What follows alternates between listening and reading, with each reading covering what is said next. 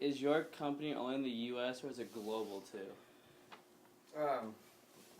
It's actually kind of crazy, but the first delivery that we ever made was holiday 2010, fall holiday 2010, and Japan, Straight Six Distribution, who did Volcom for years and years, and good question, supplies out of Germany and Austria.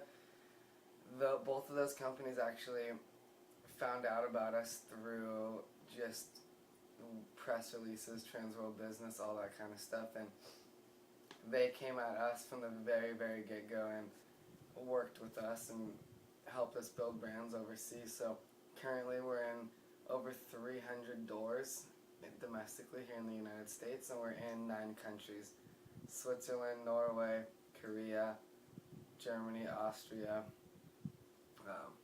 Japan. Oh man, the list goes on and on. But those are just a couple of them.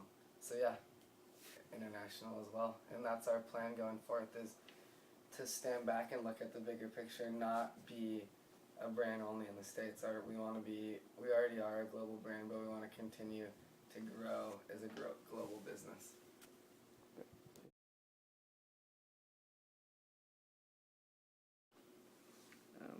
Has the economy hurt your business when you were trying to start it?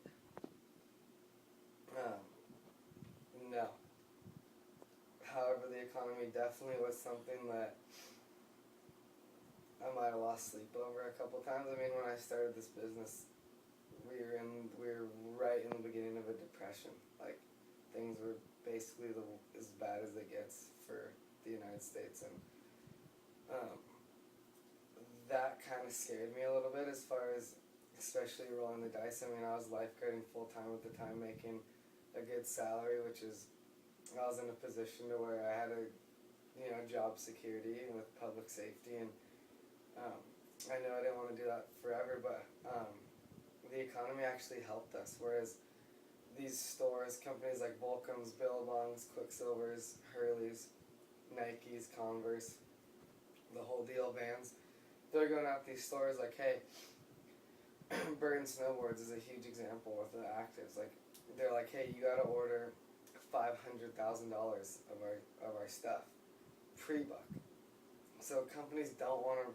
The economy's in a crisis.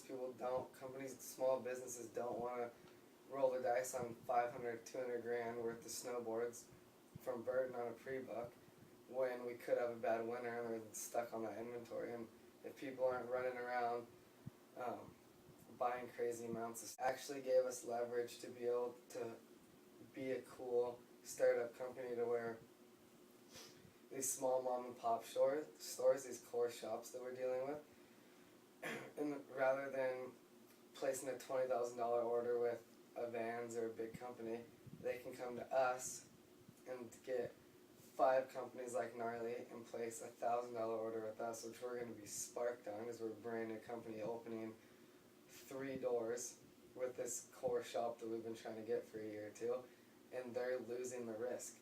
We have enough hype, and we're small and core enough to where we're going to sell product in their stores, and they don't need to worry about having to place these ginormous orders with these big companies.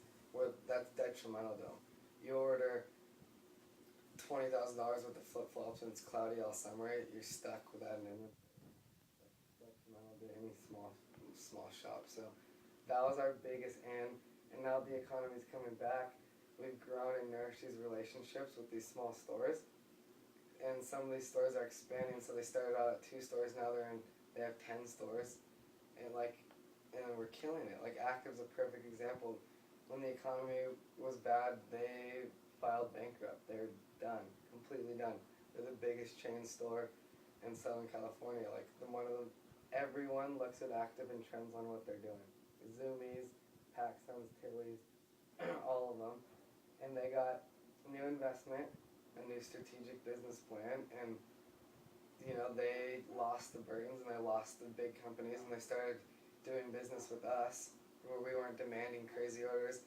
Now we're laughing. It's 5 years later, and we have an amazing relationship with Active, and we do good business with them. I went up there yesterday for an on-snow Active demo in Brea, and they're one of our best retailers in Southern California now. So at the end of the day, the economy helped us squeeze in and show that we're different from these other companies and give these shops the support they need. No, you don't have to place these ginormous orders. We'll send you POP, we'll come hang out at your stores, we'll stoke out the shop kids, we'll bring you guys lunch. And it gave us a chance to come in and show what we can do as a company to support them. So when the economy comes back and these big brands start coming back, like, hey, we're back, place an order, they're like, no, we grew business with these brands, we don't need your brand anymore. And that's been the biggest help for our business.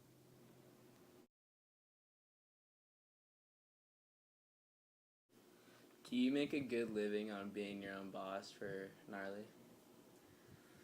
It's pretty funny actually because I do. But November 1st is when my new salary and everything takes into place. But that was, tying back to obstacles, that was probably one of the biggest obstacles.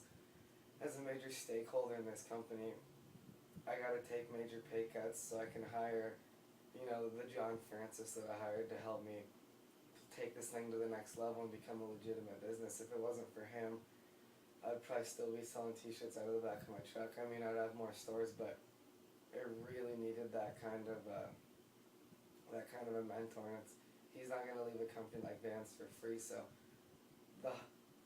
I do make a good living now, but the hardest part was when I started it 2 or 3 years ago. I was tutoring Spanish. I was the surf coach for Laguna Beach High School. I was lifeguarding for the city. I was doing everything. I was working at Gnarly.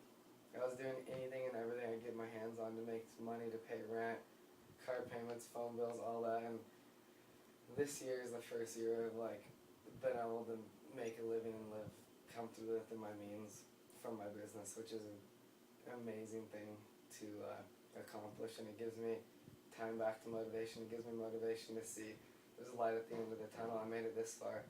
Why can't I make it this far? Just keep going.